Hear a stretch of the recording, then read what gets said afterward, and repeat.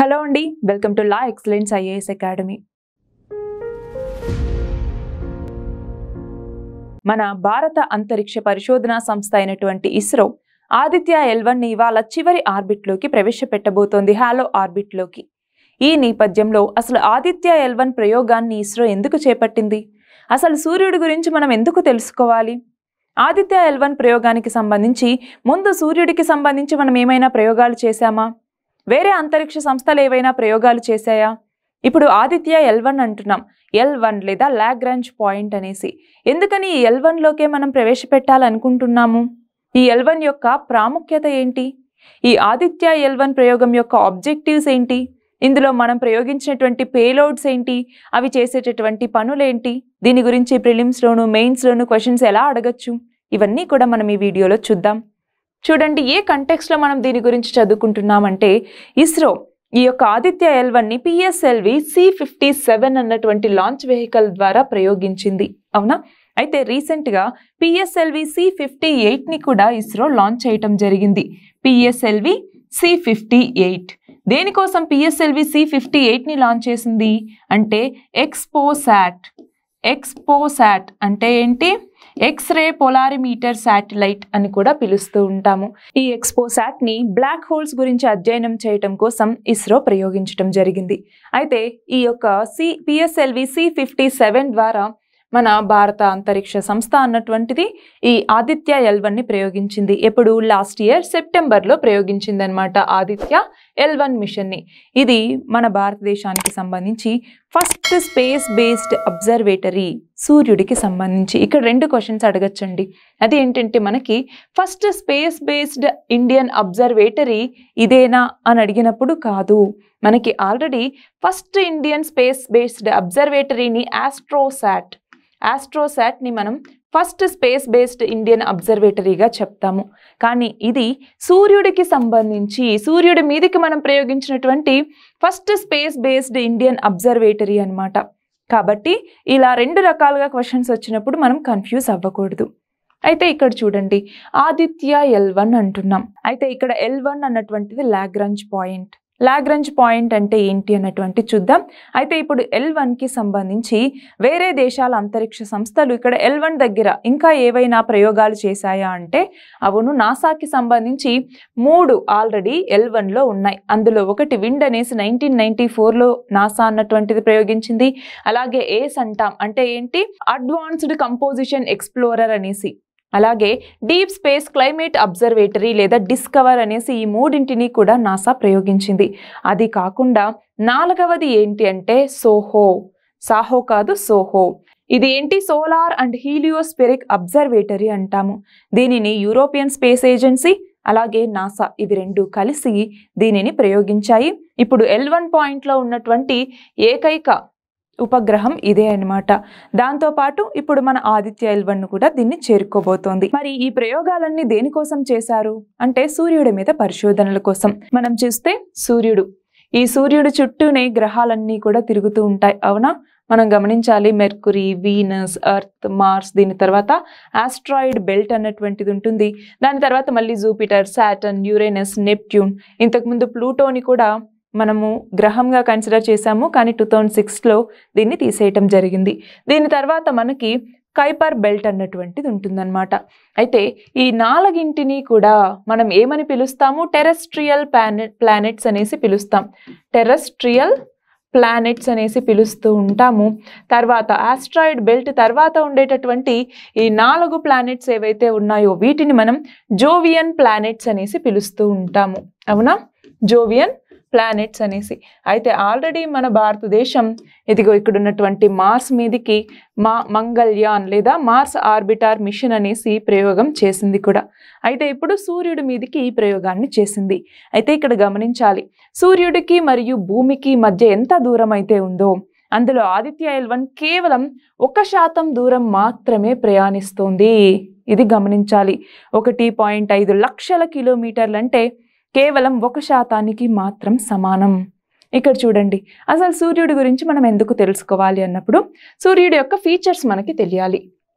అందులో భాగంగా ఇక్కడ గమనించాలి, 4S అనేసి అంటే ఏంటి, సన్ స్పాట్స్ అనేసి, సోలార్ ఫ్లేర్స్ అనేసి, సోలార్ ప్రామినెన్స్, అలాగే సోలార్ విండ్స్ అనేసి. ఏంటి సన్ స్పాట్స్ అంటే? సూర్యుడి మీద అక్కడక్కడ కూడా మచ్చల్లాగా ఉంటాయి, వాటిని సన్ స్పాట్స్ అనేసి పిలుస్తాము. ఇవి 11 సంవత్సరాలకు ఒకసారి మనకి ఆ స్పాట్ అనేది కనపడుతూ ఉంటుంది రెగ్యులర్గా. అలాగే సోలార్ ఫ్లేర్ అంటున్నాం. అంటే ఏంటి? సూర్యుడి నుంచి వచ్చేటటువంటి ఆ ఎక్స్ట్రా లైట్ ఏదైతే ఉంటుందో అది బర్స్ట్ అయినప్పుడు ఫ్లేర్స్ లాగా మంటల రూపంలో అది కనపడుతూ ఉంటుంది, వాటినే సోలార్ ఫ్లేర్స్ అని పిలుస్తాం. అలాగే సోలార్ ప్రామినెన్స్. సోలార్ ప్రామినెన్స్ అంటే ఏంటి? మనకి సూర్యుడి దగ్గర కూడా మ్యాగ్నెటిక్ ఫీల్డ్ అన్నటువంటిది ఉంటుంది. ఆ మ్యాగ్నెటిక్ ఫీల్డ్లో నుంచి ఈ రేస్ అన్నటువంటివి ఇలా లూప్స్ లాగా, లూప్స్ అంటే ఎలాగే ఇక్కడ చూడండి, ఇలా లూప్స్ లాగా ఇక్కడ సూర్యుడిలో ఉన్నటువంటి గ్యాస్ ఏదైతే ఉంటుందో అది ఎజెక్ట్ అవుతూ ఉంటుంది లూప్స్ లాగా. దాన్ని సోలార్ ప్రామినెన్స్ అని పిలుస్తాం. అలాగే సోలార్ విండ్. సోలార్ విండ్ అంటే ఏంటి? సూర్యుడి దగ్గర ఎన్నో రకాల చార్జ్డ్ పార్టికల్స్ ఉంటాయి, అవన్నీ వెదజల్లటం అనమాట. సూర్యుడి నుంచి ఇలా వెదజల్లుతూ ఉంటే దాన్ని సోలార్ విండ్ అని పిలుస్తాం. ఇవి కాకుండా మనకి కరోనల్ మాస్ ఎజెక్షన్ అన్నటువంటిది ఉంటుంది. కరోనల్ మాస్ ఎజెక్షన్ అంటే ఏంటి? దానికన్నా ముందు మనకు కరోనా అంటే తెలియాలి. ఫస్ట్ ఆఫ్ ఆల్ సూర్యుడి యొక్క లేయర్స్ ఏంటి అని తెలియాలి. ఇక్కడ చూడండి, సూర్యుడి యొక్క లేయర్స్కి సంబంధించి కనుక మనం గమనిస్తే మిడిల్లో కోర్ అన్నటువంటిది ఉంటుంది. ఈ కోర్ అన్నటువంటిది గ్యాస్ అలాగే ప్లాస్మా, ఈ రెండింటి యొక్క కంపోజిషన్. అయితే ఈ కోర్ చుట్టూ గనక మనం చూస్తే ఫోటోస్ఫియర్ అన్నటువంటిది ఉంటుంది. ఈ ఫోటోస్ఫియర్ అన్నటువంటిది సూర్యుడి యొక్క సర్ఫేస్. ఇక్కడ టెంపరేచర్ 6000 డిగ్రీలు ఉంటుంది. దీనిపైన క్రోమోస్ఫియర్ అన్నటువంటిది ఉంటుంది. ఈ క్రోమోస్ఫియర్ వల్లే సూర్యుడు వివిధ రకాల రంగుల్లో మనకి కనపడుతూ ఉంటాడు. దానిపైన కరోనా అన్నటువంటిది ఏంటి? సూర్యుడి యొక్క ఔటర్ అట్మాస్ఫియర్ అన్నమాట.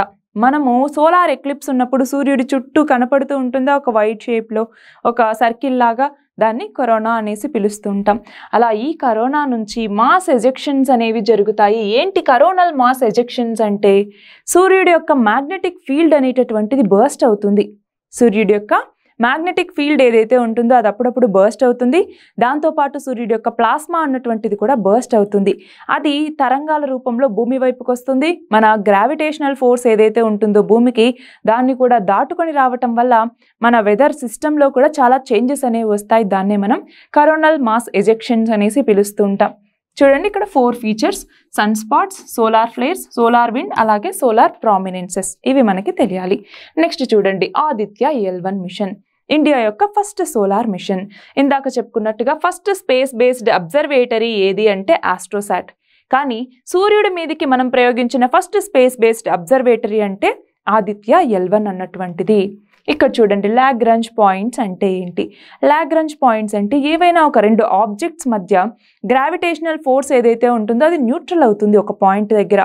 ఆ పాయింట్నే లాగ్రాంజ్ పాయింట్ అంటాం. అలా సూర్యుడికి భూమికి మధ్య 5 పాయింట్స్ ఉంటాయి. అవి చూడండి, ఇక్కడ ఒకటి L1 అనేసి, ఇక్కడేమో L2 అని, ఇక్కడేమో L5, ఇక్కడ L4, ఇక్కడ L3 అనేసి. అందులో మనము ఇప్పుడున్న ఈ L1 దగ్గరికి, ఇదిగో మన భూమి ఇక్కడ ఉంటే ఇక్కడ నుంచి L1 దగ్గరికి మనం ప్రయోగిస్తూ ఉన్నాం. ఈ డిస్టెన్స్ ఎంత? కేవలం 1% మాత్రమే సూర్యుడికి మరియు భూమికి మధ్య. ఇది గుర్తుంచుకోవాలి. మరి ఇక్కడ చూడండి, ఆదిత్య L1 యొక్క ట్రాజెక్టరీ ఎలా ఉంటుంది అంటే, ఇదిగో మన భూమి మీద నుంచి మనం ప్రయోగించాం, శ్రీహరికోట నుంచి ప్రయోగించాం, అవునా? అయితే ఇది ఏమవుతుంది? ఇలాగా తిరుగుతూ ఉంటుందన్నమాట. మనం లో అర్త్ ఆర్బిట్లో దీన్ని ప్రయోగించిన తర్వాత వీటికి థ్రస్ట్ ఇస్తూ ఉంటారు, అంటే మాన్యూర్ చేస్తూ ఉంటారు. దాంతో ఇది ఇలాగా తిరుగుతూ ఉంటుంది. తిరుగుతూ భూమి యొక్క స్పియర్ ఆఫ్ ఇన్ఫ్లుయెన్స్ అంటాం. అంటే గ్రావిటేషనల్ ఫోర్స్ అన్నటువంటిది ఇంకా ఇక్కడికి ఎండ్ అవుతుందన్నమాట. గ్రావిటేషనల్ స్పియర్ ఆఫ్ ఇన్ఫ్లుయెన్స్ నుంచి ఎగ్జిట్ అయిపోయి బయటికి వచ్చేసి చూడండి క్రూయిజ్ ఫేస్లోకి వస్తుంది. దాని తర్వాత మళ్ళీ ఇలా వచ్చిన తర్వాత ఇక్కడ ఇంకొక థ్రస్ట్ ఇస్తారు, మాన్యూర్ ఇచ్చిన తర్వాత ఇదిగో ఈ ఆర్బిట్లోకి ప్రవేశిస్తుంది. దాన్నే మనం హాలో ఆర్బిట్ అనేసి పిలుస్తాం. ఇవాళ ఇస్రో చేయబోతున్నది ఇదే, ఈ హాలో ఆర్బిట్ ఇన్సర్షన్ అన్నటువంటి చేయబోతోంది. అంటే డైరెక్ట్గా L1 దగ్గరకు కూడా మనం దీన్ని తీసుకెళ్ళచ్చు, కానీ L1 దగ్గర ఒక స్థిరమైన పాయింటే ఇది సూర్యుడికి మరియు భూమికి మధ్య, కానీ అక్కడే ఉంచటం అన్నటువంటిది చాలా ఛాలెంజింగ్గా ఉంటుంది. కాబట్టి L1 చుట్టూ ఒక స్థిరమైన కక్షలో మనం ప్రవేశపెడితే ఏమవుతుంది? సూర్యుడితో పాటు ఈ కక్ష ఇది కూడా తిరుగుతూ ఉంటుంది. కాబట్టి సూర్యుడికి సంబంధించి 3D ఇమేజెస్ అన్ని తీసుకోవటానికి వీలవుతుంది.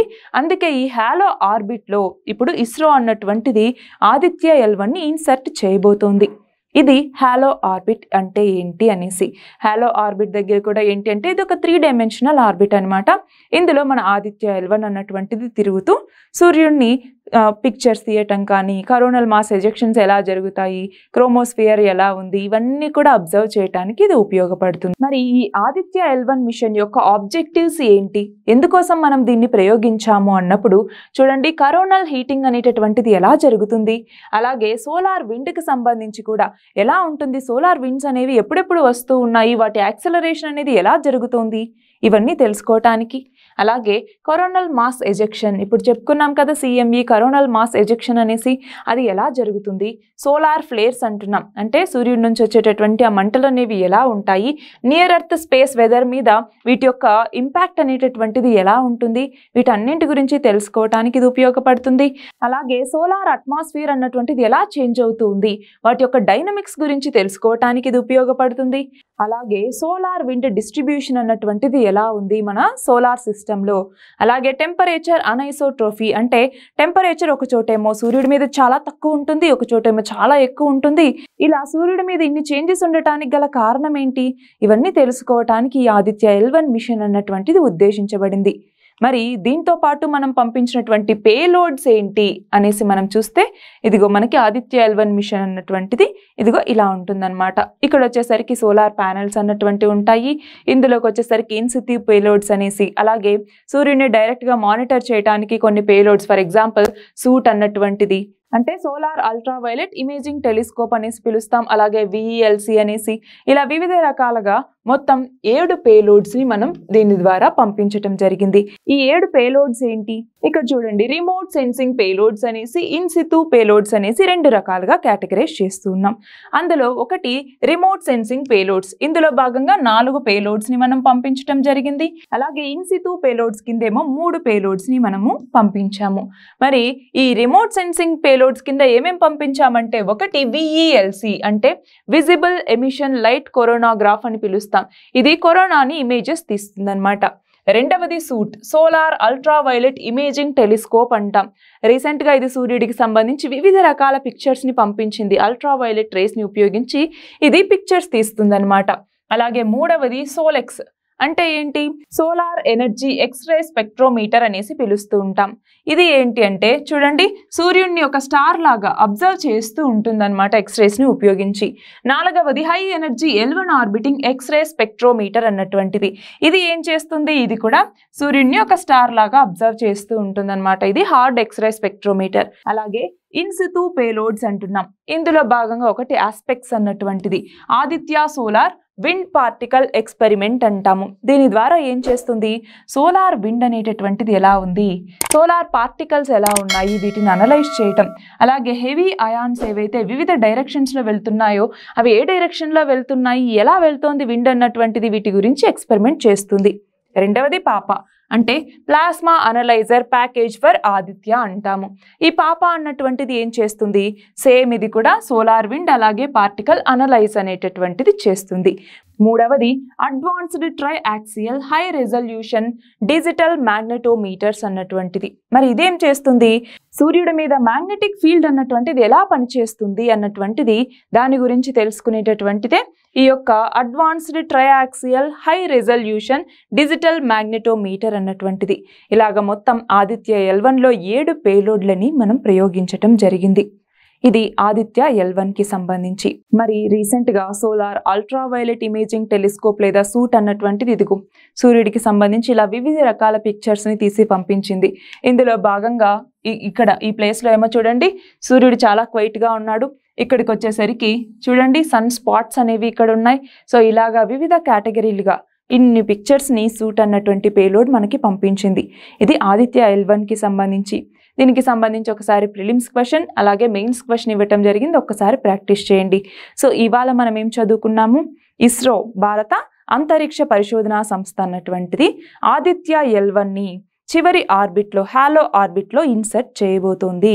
దానికి సంబంధించి అసలు ఆదిత్య L1 ప్రయోగం అంటే ఏంటి, ఎందుకు చేపట్టాల్సి వచ్చింది, సూర్యుడి గురించి మనం ఎందుకు తెలుసుకోవాలి, ఈ మిషన్ యొక్క ఆబ్జెక్టివ్స్ ఏంటి, ఇందులో ఉన్నటువంటి పేలోడ్స్ ఏంటి, వాటి యొక్క ఉపయోగాలు ఏంటి, దీని గురించి ప్రిలిమ్స్లో మెయిన్స్లో క్వశ్చన్స్ ఎలా అడగచ్చు, ఇవన్నీ ఈ వీడియోలో చూసాం.